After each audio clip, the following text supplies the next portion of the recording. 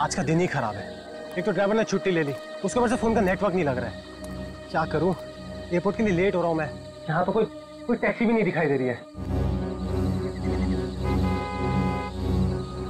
रोको रोको रोको।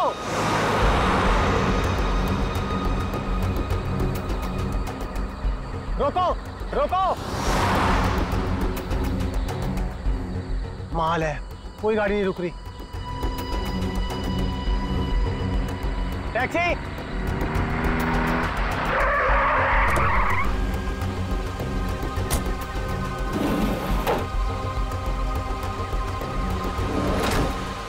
तुम ऐसे के ऊपर चलोगे?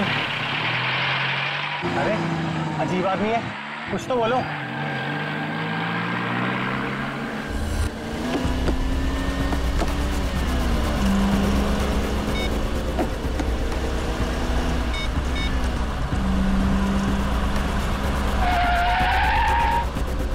ओ भाई साहब, जरा गाड़ी आराम से चलाओ।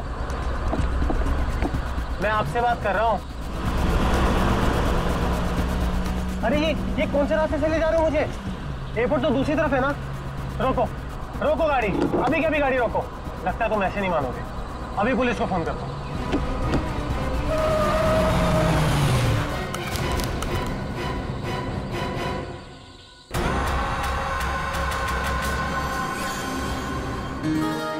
अभी तक यकीन नहीं हो पा रहा है सर। जिस एसीपी प्रद्युमन को हम सब अपना आदर्श मानते हैं, उनके साथ सीआईडी में एक दिन काम करने का मौका मिलेगा। वो सब ठीक है, लेकिन तुम लोगों को अभी भी बहुत कुछ काम करना बाकी है मेरी कसौटी पर उतरने के लिए, समझे? बिल्कुल सर, हम लोग भी यही चाहते हैं।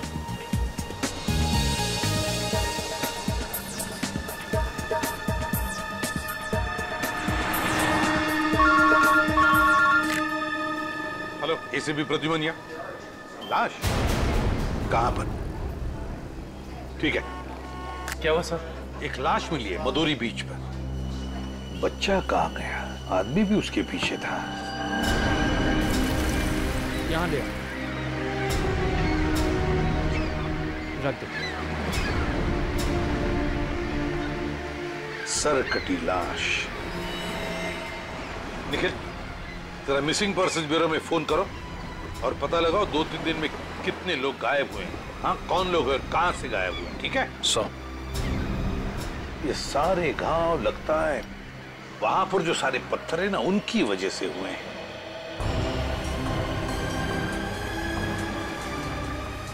अरे जरा इधर आओ। हाँ साहब। एक बात बताओ, क्या यहाँ कोई ऊंचाई वाली जगह है जहां पर उस तरह के पत्थर हों? हाँ साहब, है ना। यहाँ से 5 किलोमीटर की दूरी पर ऐसी एक पहाड़ी है। 5 किलोमीटर की दूरी पर? ठीक है, थैंक यू। 5 किलोमीटर की दूरी पर पहाड़ी है। कभी एक काम करो, इस लाश को फोरेंसिक लैब भेज दो और इस आदमी ने जो जगह बताई है वहां जाकर के अच्छी तरह से पूछताछ करो, पता लगा, देखो कुछ पता चलता है क्या। कोई ना कोई सुराग तो जरूर मिलेगा। Yes sir.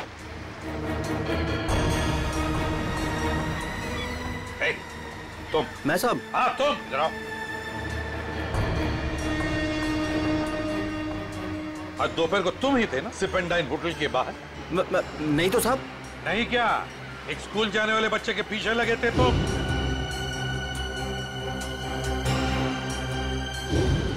अच्छा, वो तो मेरा भतीजा चिंटू है सर। वो स्कूल नहीं जाना चाह रहा था ना, इसके लिए मैं उसके पीछे दौड़ रहा था। वो स्कूल नहीं जाना चाहता था, इसलिए तुम उसके पीछे दौड़े थे? जी सर। कहाँ रहते हो तुम? सर यहीं सामने एक चौल है, वहीं रहता हूँ सर। चिंटू होगा वहां पर? जी सर। चलो दिखाओ। आइए सर। सर यही हमारा चौल है। आइए सर, आइए इधर। सर यही है चिंटू। चिंटू बेटा, ये सीआईडी से एसीपी अंकल है, आपसे मिलने आए हैं। हेलो बोलो। हेलो। चिंटू, बड़ा प्यारा नाम है तुम्हारा। स्कूल जाते हो ना, पढ़ाई करते हो? अच्छा चिंटू बेटा, एक बात बताओ, तुम्हें क्या क्या पसंद है? तुम्हें मिठाई पसंद है या स्वीट्स पसंद है या चॉकलेट्स पसंद है या बिस्किट पसंद है? क्या पसंद है? चॉकलेट। चॉकलेट पसंद है? अरे बाप रे, अब तो मुसीबत हो गई। अब तुम्हें चॉकलेट कैसे दें? चलो कोई बात नहीं, कुछ जादू करके देखो। आओ मंत्र जादू मंत्र छू मंत्र छू मंत्र छू। आ गया ना चॉकलेट? ये लो चॉकलेट चिंटू के लिए। अच्छा चिंटू, और एक बात बताओ, आज सुबह, मेरा मतलब 1-2 घंटे पहले जब तुम स्कूल जा रहे थे तो तुम MI रोड पर भागे जा रहे थे, है ना? क्यों भाग रहे थे? वो सर मैं बता रहा था ना, इसे स्कूल नहीं जाना था। आप जरा चुप रहिए,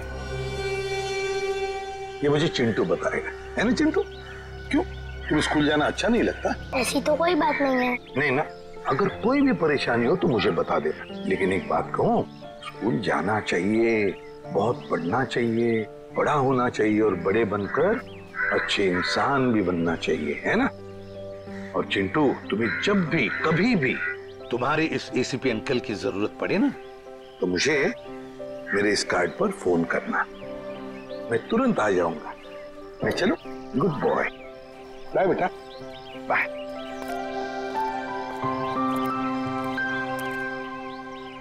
बाय चिंटू। ये चिंटू कुछ ना कुछ तो छुपा रहा है, कुछ ना कुछ तो गड़बड़ जरूर है।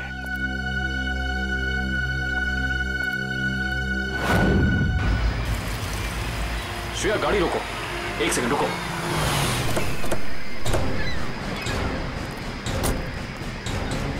ये देखो, यहाँ पेड़ के नीचे खरोचों के निशान हैं। और ये एक गाड़ी के पेंट जैसा लगता है। हो ना हो यहाँ कुछ ना कुछ तो जरूर हुआ है। सर ये देखिए, टायर के निशान। हो सकता है वो मरने वाला गाड़ी में ही होगा और फिर गाड़ी यहाँ से नीचे गिर गई। I see। यहाँ भी निशान है, लेकिन यहाँ घसीटने के भी निशान है। ये देखो, यहाँ से लेके पूरे वहां तक। ये घसीटने के निशान तो कोई और ही कहानी बयां कर रहे हैं श्रेया। मतलब खूनी ने पहले लाश को यहाँ से घसीट कर नीचे फेंका और उसके बाद उसकी गाड़ी को यहाँ से, मतलब वो खून को दुर्घटना का रूप देना चाहता था। खूनी इस खून को दुर्घटना दिखाना चाहता था, फिर उसे लाश का सिर काटने की जरूरत क्या थी? ये जवाब तो हमें सिर्फ उस गाड़ी से ही मिल सकता है। करण, गोताखोरों का इंतजाम करो। कुछ भी हो जाए, हमें ये गाड़ी इस समुंदर से बाहर निकालनी ही होगी। देखो कोई और सुराग मिलता है कि नहीं।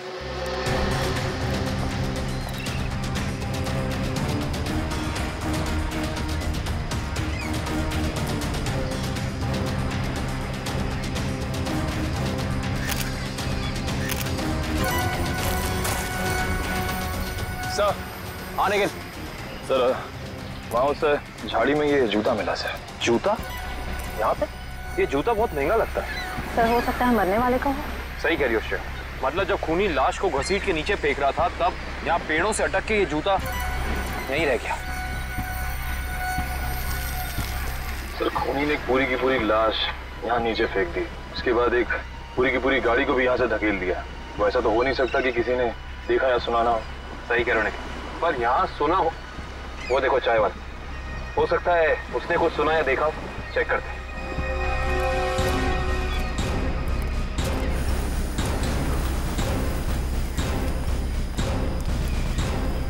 हम लोग CID से हैं। CID?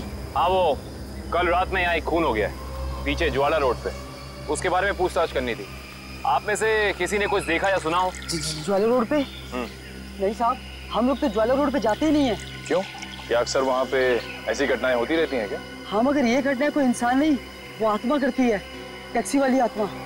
टैक्सी वाली आत्मा? हाँ साहब, सुना है एक आत्मा टैक्सी चलाती है जो भोले भाले इंसानों को गाड़ी में बैठाकर उन्हें मार डालती है। ज्वाला रोड पर रात को टैक्सी बैठना मौत को दावा देने जैसा है।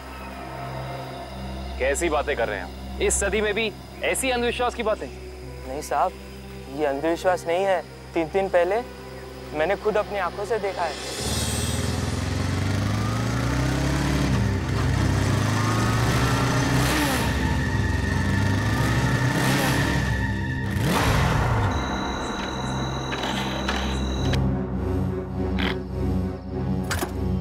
अभी तो पेट्रोल भरवाया था, ये क्या हो गया?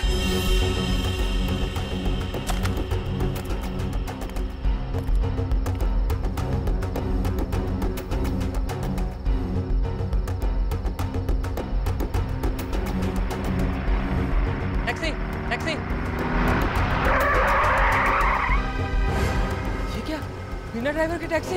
ये कैसे हो सकता है? देखिए भाई साहब, ये आपका कोई वहम होगा।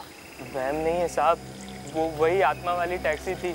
वो तो अच्छा हो गया मैं उसमें बैठा नहीं, वरना आज आप लोग मेरे खूनी की तलाश कर रहे होते। खूनी आत्मा है या फिर कोई इंसान, ये तो उस लाश के जख्मों से ही पता चलेगा। तो आप लोगों को पता ही नहीं लगता है कि किसकी लाश है?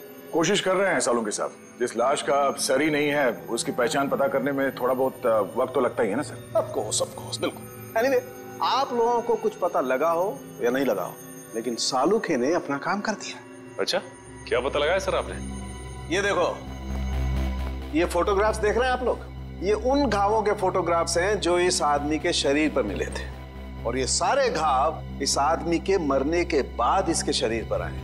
इसका मतलब इस इंसान की मौत इन जख्मों से नहीं हुई है? नहीं केविन, इस आदमी की मौत तभी हो गई थी जब इसकी गर्दन इसके धड़ से अलग की गई थी।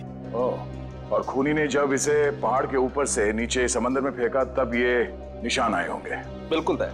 शायद किसी तलवार या बड़े चाकू का इस्तेमाल किया है खूनी ने इस जुर्म को अंजाम देने के लिए। नहीं दुष्यंत, अगर किसी तलवार या किसी चाकू का इस्तेमाल किया होता तो मुझे इसकी गर्दन के नीचे यहाँ पर तलवार या चाकू का निशान मिलता।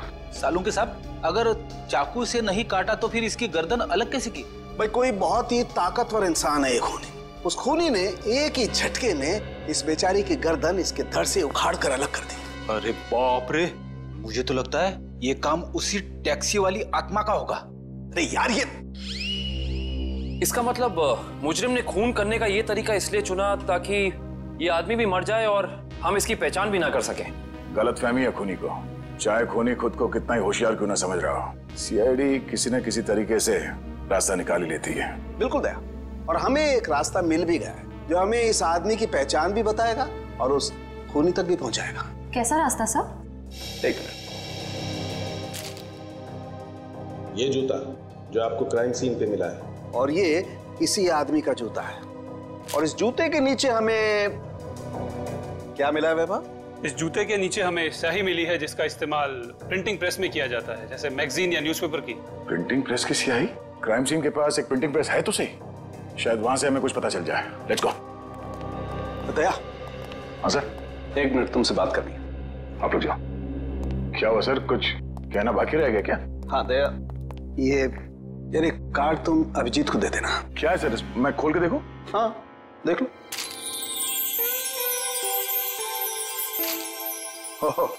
सॉरी का कार्ड? हाँ यार, वो एक्चुअली क्या है, पिछले केस में मैंने अभिजीत को कुछ ज्यादा ही उल्टा सीधा बोल दिया यार, so you know I am feeling. हाँ सर, ये बात तो है। कोई नहीं सर, हो जाता है कभी कभी ऐसा। नहीं यार, पर होना नहीं चाहिए। Abhijeet is very sweet, you know. तुम यार दे देना, एक कार्ड दे देना। सर ये काम आप खुद क्यों नहीं कर लेते? अरे नहीं यार दया, मैं उसके सामने ये सब बोल नहीं पाऊंगा यार। तुम मेरा इतना सा काम नहीं कर सकते यार दया। नहीं सर, आपका ये काम हो जाएगा। थैंक यू दया। कल तूने पीपे कार की रेस देखी? यार लाल वाली गाड़ी ने एकदम हवा से बातें करी। मुझे काली गाड़ी का ड्राइवर ना बहुत ज्यादा अच्छा लगा। बस 15 सेकंड पहले उसकी गाड़ी बिगड़ती नहीं ना, रेस तो वही जीतता। क्या बात है, लगता है आप लोगों को कार रेसिंग देखने का बहुत शौक है। थोड़ा बहुत है, लेकिन आप लोग कौन है? सीआईडी। सीआईडी? बोलिए सर, हम आपकी क्या मदद कर सकते हैं? आप लोग कोई ब्रोशर वगैरह छपाना चाहते हैं क्या? जी नहीं, ऐसी कोई बात नहीं। हम लोग एक खून के सिलसिले में यहाँ पे आए हैं। खून? हाँ खून। दरअसल हमें यहाँ पास के समंदर में एक लाश मिली है जिसका सर कटा हुआ है। ए बाप रे। जी, और ये उसी लाश का जूता है जिस पर प्रिंटिंग प्रेस में इस्तेमाल होने वाली स्याही लगी है, और ये वही स्याही है जिसका इस्तेमाल आप लोग करते हैं अपनी अखबार छापने के लिए। हमारे यहाँ तो कोई इस तरह का जूता नहीं पहनता सर। पर शायद इस तरह का कोई आदमी आया हो 2-3 दिन पहले जिसने ऐसे जूते पहने हो। कुछ याद है तुम लोगों को? देखो, ध्यान से सोच के बताओ, और ये फोटो को ध्यान से देखो। इस तरह के कपड़े पहने थे उसने, कुछ याद है? शुक्रवार के दिन कुछ लोग आए थे जिन्होंने इस तरह के कपड़े पहने हुए थे। अच्छा, कौन लोग थे ये? वीबिज कॉर्पोरेट्स करके एक कंपनी है जो हमारी इस प्रिंटिंग प्रेस को खरीदना चाहती है, इसी सिलसिले में। ओह, वीबिज कॉर्पोरेट।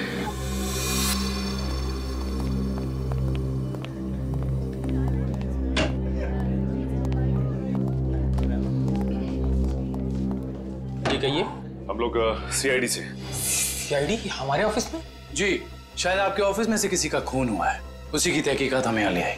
किसका खून हुआ सर? यही तो पता करना है। क्यों, आप लोगों को नहीं मालूम है किसका खून हुआ? जी नहीं, क्योंकि उस लाश का सर गायब था। लाश का सर गायब था? ये इतनी बेरहमी से कत्ल? जी हाँ, और हमें शक है कि जिस आदमी का खून हुआ है वो इसी ऑफिस में काम करता था। करण सर, ये है उस आदमी का जूता, पहचानते हैं आप लोग? ये तो अविनाश जी का जूता है, पिछले हफ्ते ही बनवाया था उन्होंने। और इस तरह के कस्टमाइज्ड डिजाइनर जूते तो वही पहनते हैं। खून हो गया उनका?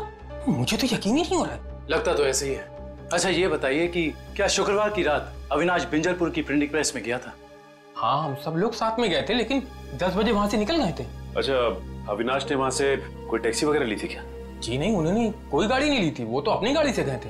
इस अविनाश की किसी से कोई दुश्मनी वगैरह? जी उन्होंने कोई बताया तो नहीं था, लेकिन पिछले कुछ दिनों से उन्हें धमकी भरे फोन आ रहे थे। कौन कर रहा था? जी उन्होंने मुझे इसके बारे में कुछ नहीं बताया था, और ना ही पुलिस में कोई कंप्लेन की थी, लेकिन मुझे लगता है ये उसी का काम होगा। ठीक है दिव्या, ये मोबाइल कंपनी में फोन करके पता करो अविनाश की कॉल रिकॉर्ड्स। Yes sir. ये अविनाश रहता कहाँ था? अविनाश जी का घर यही है ना? हाँ हाँ, ऑफिस वालों ने तो यही एड्रेस दिया था।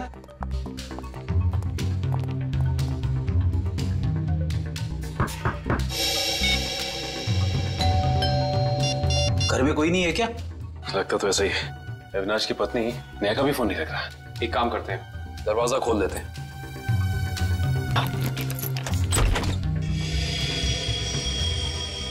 वाकई घर में कोई नहीं है। कहीं ऐसा तो नहीं कि किसी ने नेहा जी को भी? चोर चोर कोई है, पुलिस को फोन करो। रिलैक्स मैडम,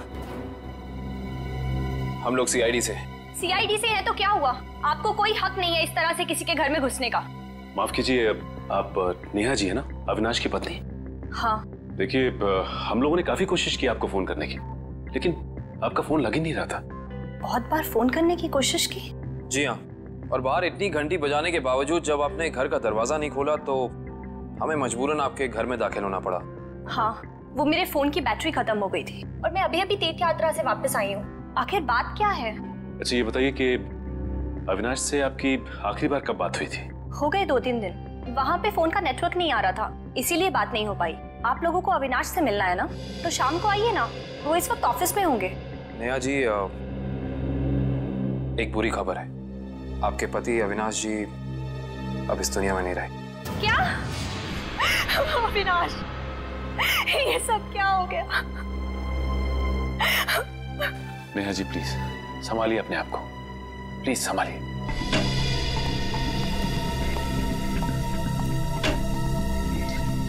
नेहा जी, अविनाश जी के ऑफिस वालों ने हमें बताया है कि पिछले कुछ दिनों से उन्हें धमकी भरे फोन आ रहे थे। आपको कुछ पता है इसके बारे में? नहीं, अविनाश ने मुझे इस बारे में कभी कुछ नहीं बताया।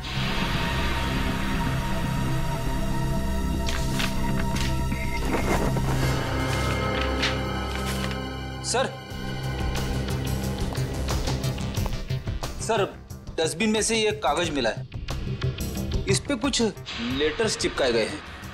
ऐसा लग रहा है जैसे किसी मैगजीन वगैरह से काट के चिपकाए गए हैं। नेहा जी, ये शब्द क्या अविनाश जी ने काट के चिपकाए? नहीं, अविनाश तो मैगजीन कभी पढ़ते ही नहीं थे। हो सकता है कि धमकी देने वाले ने ये चिट्ठी लिखी हो। हाँ सचिन, और अपनी लिखावट छिपाने के लिए उसने शब्द चिपकाकर ये चिट्ठी कंप्लीट की है। और लिखा क्या है? अगर मेरी बात नहीं मानी तो अपनी जान से हाथ धो बैठोगे। एक मिनट, बड़ी सफाई से चिपकाए। एक मिनट, ये क्या? JLT मैगजीन, मतलब ये JLT मैगजीन से काटा गया है। JLT मैगजीन, ये नाम मैंने कहीं देखा है, पर मुझे याद नहीं आ रहा कहाँ। याद करो काविन, कहाँ पे देखा है? कहीं अविनाश जी के ऑफिस में तो नहीं, वहां नहीं, कहीं।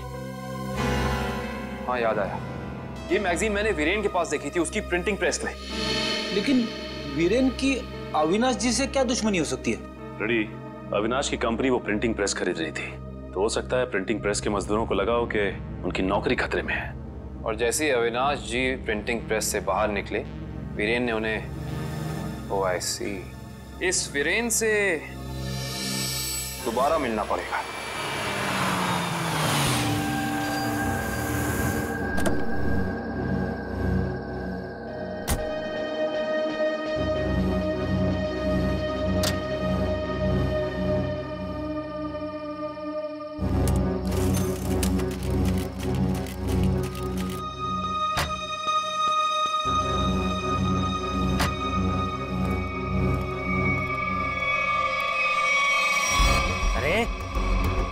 बदतमीजी है? चेहरे पे लाइट क्यों मार रहा है?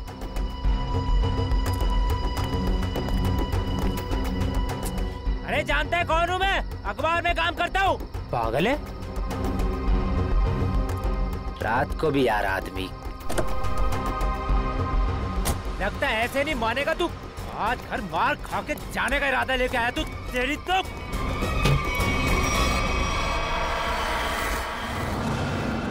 कहाँ भाग गया?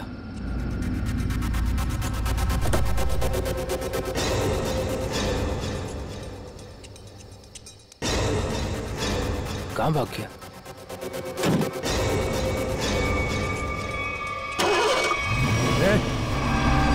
टैक्सी में तो कोई नहीं है, लेकिन अपने आप स्टार्ट कैसे हो गई? मेरे ऊपर क्यों चला रहा है? बचाओ! देख जा यार! रोकना! मेरे ऊपर! रोकना!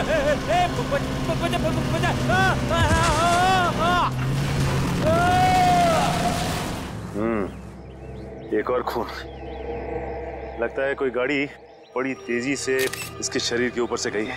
सर, मैं ये कहना चाहता हूँ कि मुझे लगता है कि ये खून आत्मा वाली टैक्सी नहीं किया है सर। फिर वही आत्मा। पंकज, ये आत्मा वात्मा कुछ नहीं होती, समझे? सर, ये मैं नहीं कह रहा हूँ सर। सर, आपको याद है ना उस आदमी ने क्या कहा था? सुना है एक आत्मा टैक्सी चलाती है जो भोले भाले इंसानों को गाड़ी में बैठाकर उन्हें मार डालती है। ज्वेलर रोड पर रात को टैक्सी बैठना मौत को दावा देने जैसा है। इसका एक्सीडेंट किसी टैक्सी से हुआ या फिर किसी गाड़ी से, इसका पता तो इस एटीएम पे लगे हुए कैमरे से ही चलेगा। एक काम करो करण, दिव्या सर, जरा फुटेज निकालो, तब तक हम लोग गाड़ी चेक कर लेते हैं।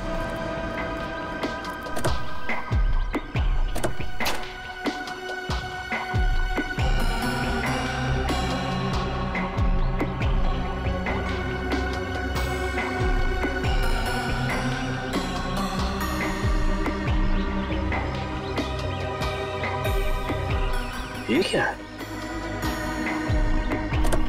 ये देखो, ये वीरेन किसी जीवन साइकेट्रिक फैसिलिटी में गया था। हो सकता है वीरेन वहाँ किसी साइकेट्रिस्ट से काउंसलिंग वगैरह करवा रहे हो। हो सकता है। Sir CCTV footage. देखते हैं सीडी में क्या है। एक काम करो, गाड़ी में से लैपटॉप ले आओ।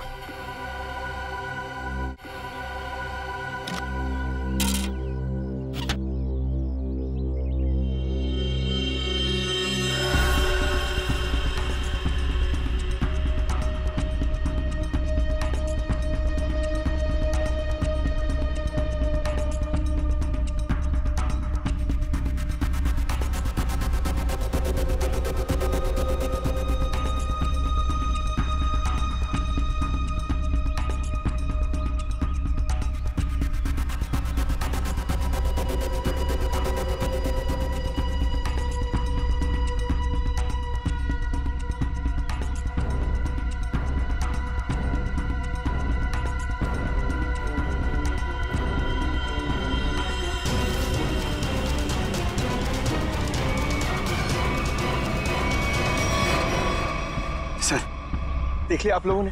मैं कहता था ना, आत्मा वाली टैक्सी। जरा ड्राइवर सीट पे जूम इन करो।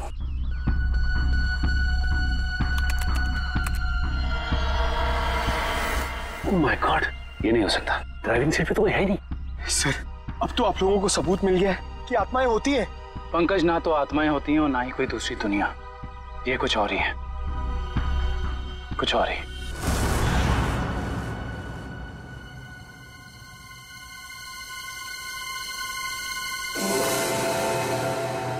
सर, हालत बहुत खराब है सर। सर, अगर आज मुझे कुछ हो गया ना, तो मेरी माँ को एक मेरा आखिरी संदेशा दे दीजिएगा। क्या? सर, उनसे कहिएगा कि जो वो इतने प्यार से मोतीचूर के लड्डू बनाती है ना, वो ना बनाए, क्योंकि उन्हें प्यार से खाने वाला उनका लाल शहीद हो चुका है सर। अरे तो इसमें आंटी जी के लड्डुओं पर रोक लगाने की क्या जरूरत है? हम लोग है ना, खा लेंगे तुम्हारा नाम लेकर। क्या मतलब सर? आप जानते हैं कि मेरी आखिरी रात है। अरे पंकज, ऐसा कुछ नहीं होने वाला। सिर्फ एक बार ये केस सॉल्व हो जाए तो हम सब आएंगे तुम्हारे साथ, तुम्हारे घर, और तुम्हारी मम्मी के हाथ से बने लड्डू हम सब मिलकर खाएंगे। ठीक है ना? ठीक है सर।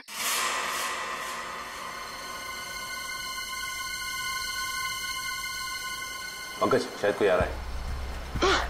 हे भगवान, सर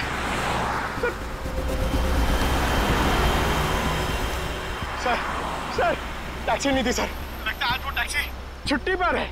आएगी पंकज आएगी, सब्र कर, सब्र का फल मीठा होता है। फल इतना भी नहीं मीठा होना चाहिए कि जान ले ले सर। पंकज लगता है टैक्सी आ गई। टैक्सी रुक जा रुक जा रुक जा।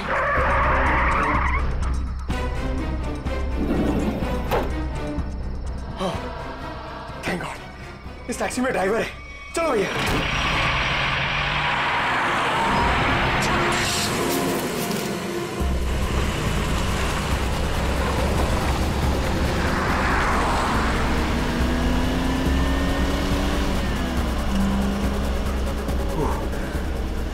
अरे ये क्या है?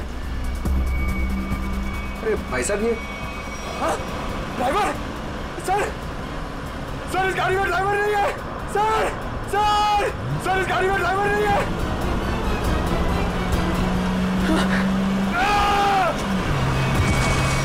अरे ये पंकज टैक्सी से घुस गया। ओह माय गॉड, इसे चोट ना लगी।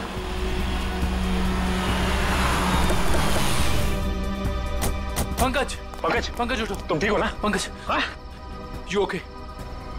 सर सॉरी, मैं अपनी जान बचाने के लिए उस टैक्सी से कूद गया सर, मैं ज्यादा देर नहीं बैठ पाया। मगर ऐसा क्या हुआ उस टैक्सी में?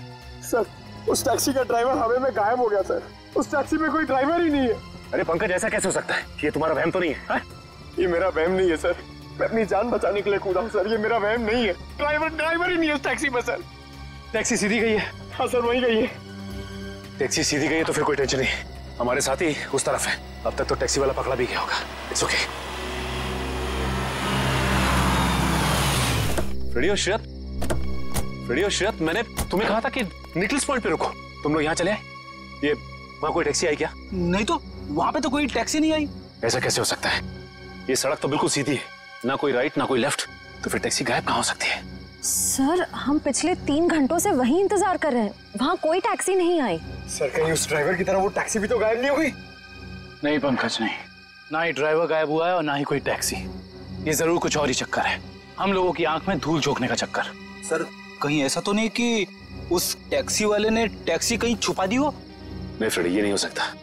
ये एक ही रास्ता है और यहाँ पे ना टैक्सी छिपाई जा सकती है और ना गायब हो सकती है। सर एक चीज तो मैं आपको देना ही भूल गया, ये देखिए सर, ये मुझे सीट के नीचे मिला था टैक्सी में। अविनाश का ड्राइविंग लाइसेंस। इसका मतलब है कि जिस रात अविनाश का खून हुआ उस वक्त उसका ये वॉलेट उसी टैक्सी में छूट गया था। ये क्या? ये तो बिल्कुल वैसा ही पास है जैसे हमें वीरेन की गाड़ी में से मिला था, साइकेट्रिक क्लिनिक का पास। इस वीरेन और अविनाश का कुछ तो संबंध जरूर है उस साइकेट्रिक क्लिनिक से। मगर सर वो टैक्सी? श्रेया, टैक्सी ऐसे अचानक गायब नहीं हो सकती। एक काम करते हैं, इस रास्ते का चप्पा चप्पा छान मारते हैं, टैक्सी जरूर मिलेगी। चलो देखते हैं कच्चा रास्ता कहाँ जाता है। शायद इसी कच्चे रास्ते पर आकर वो टैक्सी गायब हो गई। हाँ दुष्यंत, वैसे भी रास्ता काफी सुनसान है। अरे ये क्या? ये तो डेड एंड है।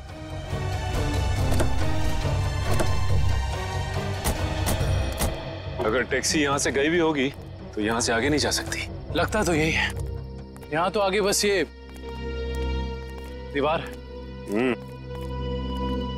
एक मिनट, ये देखो दुष्यंत, टायर के निशान। ये दीवार के पास आके खत्म हो जाते हैं। ये बात तो है।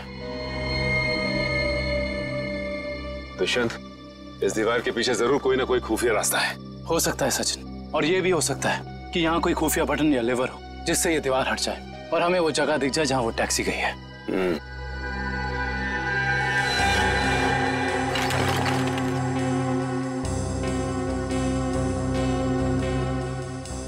या तो कोई भी ऐसी जगह नहीं है जहाँ पे लिवर या फिर कोई बटन लगा हो। तो फिर तोड़ देते हैं दीवार को।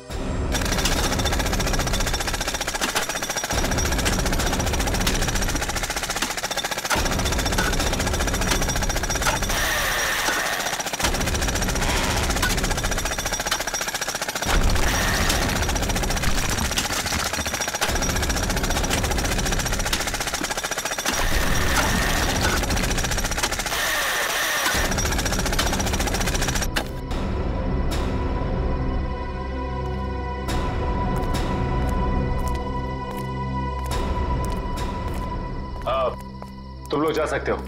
Thank you.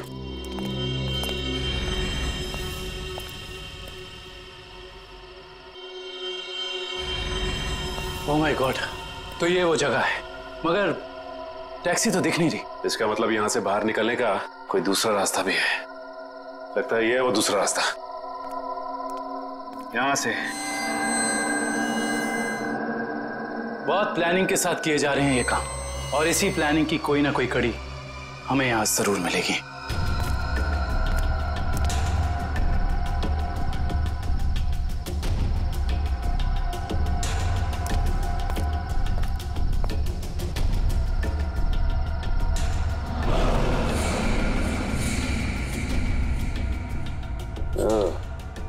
तो ये है रोबोट, ये देखो। ये देखा दुष्यंत, ये है वो रोबोट। लगता है उस आत्मा वाली टैक्सी का ड्राइवर यही है, रिमोट से चलने वाला। हाँ सचिन, और इसी रोबोट के बाजू का इस्तेमाल किया गया होगा अविनाश के सर को उसके शरीर से अलग करने में।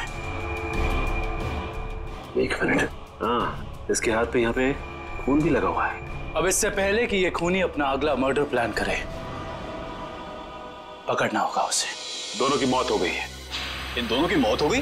जी हाँ, इन दोनों को किसी ने मार डाला है। डॉक्टर साहब, आप ये बताएंगे कि ये दोनों आपकी क्लिनिक में कुछ दिन पहले आए थे क्या? हाँ, हमारी क्लिनिक में एक मरीज है रीचा, उसी से मिलने आए थे।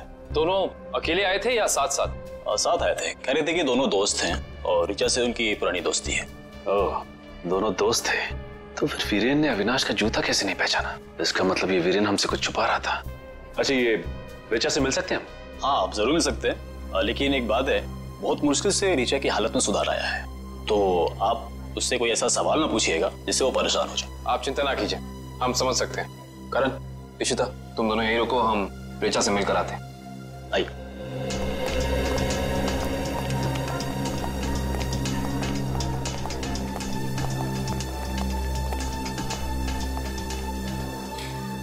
रीचा, रीचा देखो तुमसे कौन मिलने आया है।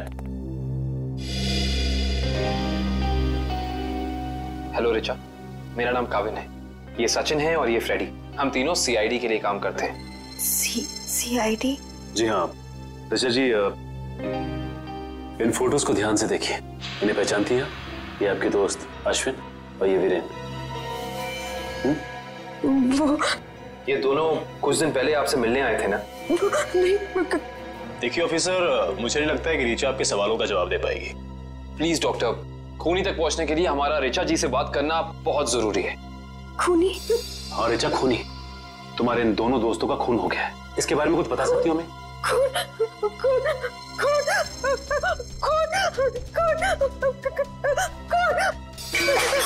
ये क्या बकवास है?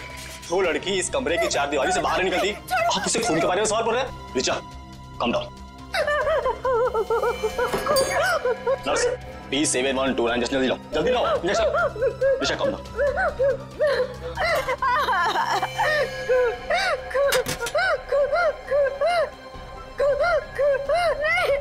छोड़ो, छोड़ो मुझे।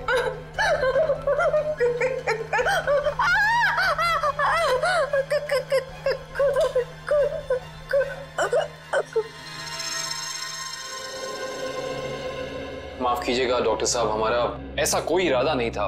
Really sorry. देखिए ऐसी बात नहीं है, इस तरह के मरीज बच्चों की तरह होते हैं, इन्हें हर शब्द टोल मोल के बताना पड़ता है। डॉक्टर साहब, ये बात हम समझ सकते हैं, लेकिन एक बात तो तय है कि इन तीनों के अतीत की कोई ऐसी कड़ी है जो एक दूसरे से जुड़ी हुई है। इस केस से जुड़ी एक बहुत खास बात सामने आई है। कैसी बात? यही कि अविनाश, नेहा और ऋचा एक ही कॉलेज में पढ़ते थे और वीरेन भी पास वाले कॉलेज में ही पढ़ता था। ओह, मतलब ये सब पुराने दोस्त हैं? हाँ सर, और उस दौरान डाली नाम का एक सीरियल किलर कॉलेज के बच्चों का खून कर रहा था। और एक दिन इन चारों ने मिलकर पुलिस की मदद की और इस डाली को जेल भिजवा दिया। ओह, तो शायद हो सकता है ये सारे खून डाली का ना? यस सर, 2 महीने हो गए उसे जेल तोड़कर भागे हुए, पर अभी तक वो पुलिस के हाथ नहीं लगा है। ये अविनाश और वीरेन तो मारे गए हैं, वो अगला शिकार या तो रीचा है या फिर नेहा। श्रेया, इस रीचा के क्लिनिक में फोन करो, उसे चौकन्ना रहने के लिए कहो, जल्दी। दुष्यंत, नेहा को फोन लगाओ, जल्दी।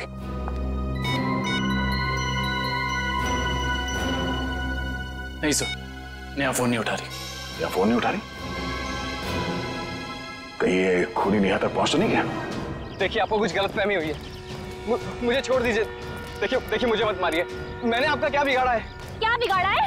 मेरे पति का खून कर दिया, मुझे विधवा बना दिया और पूछते हो कि क्या बिगाड़ा है? देखिए मैं ऐसा क्यों करूंगा भला? ज्यादा भोले बनने की कोशिश मत करो, मैं सब जानती हूँ। तुम अपने पापा की मौत का बदला लेने के लिए आत्मा बनने का ड्रामा कर रहे हो। इसका मतलब मेरे पापा को तुम लोगों ने मारा है? हाँ, और अब तुम भी अपनी आखिरी सांसें यही लोगे। चलो बाप बेटे का मिलन करवा दूं। मिलन तो अब तुम्हारा होगा। आप नेहा जी है ना, अविनाश की पत्नी? हाँ। जेल की सलाखों और फांसी के फंदे के साथ।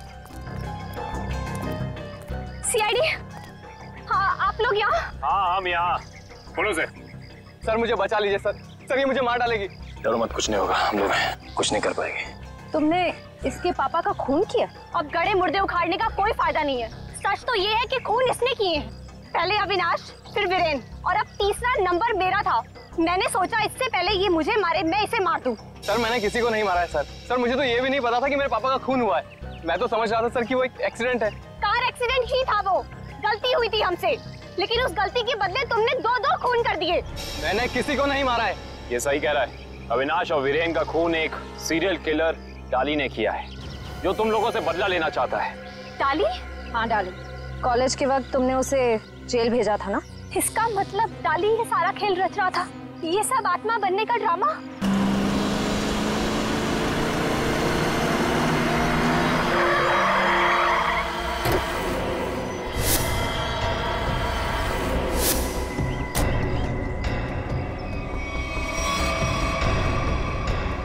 पापा आप, ये कैसे हो सकता है? वो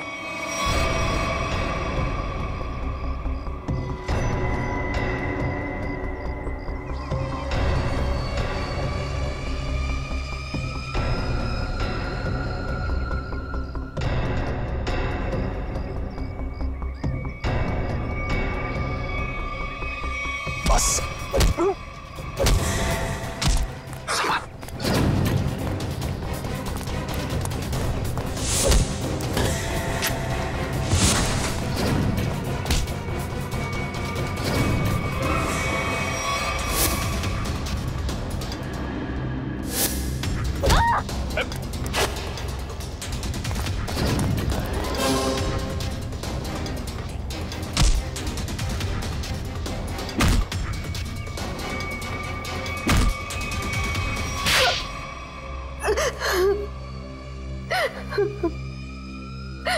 क्यों किया तुमने ये सब? सर 4 साल पहले हमारे ग्रेजुएशन पार्टी की रात अविनाश ने बहुत शराब पी रखी थी। मेरे लाख मना करने के बाद भी वो नहीं माना, लेकिन फिर भी उसने जिद की कि वो ड्राइवर सीट पर बैठेगा, और वो बैठ गया। उसके बाद जो हुआ, उस हादसे ने मेरी जिंदगी को झंझोड़ कर रख दिया।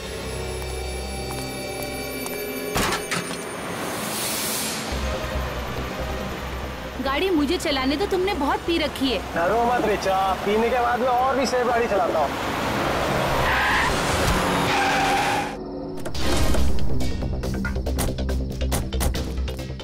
ओह माय गॉड, ये क्या किया तुमने?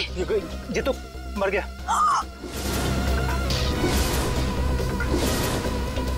अविनाश, तुमने इसकी जान ले ली। कहा था ना तुम्हें, मुझे गाड़ी चलाने दो। रिचा प्लीज, मैंने इसे जानबूझ के नहीं मारा है। प्लीज अपनी गलती पर पर्दा डालने की कोशिश मत करो, हमें पुलिस को बुलाना होगा। तुम्हारा दिमाग खराब हो गया? अगर पुलिस आई तो हम सबके सब अंदर जाएंगे। सब क्यों जाएंगे? सिर्फ अविनाश जाएगा।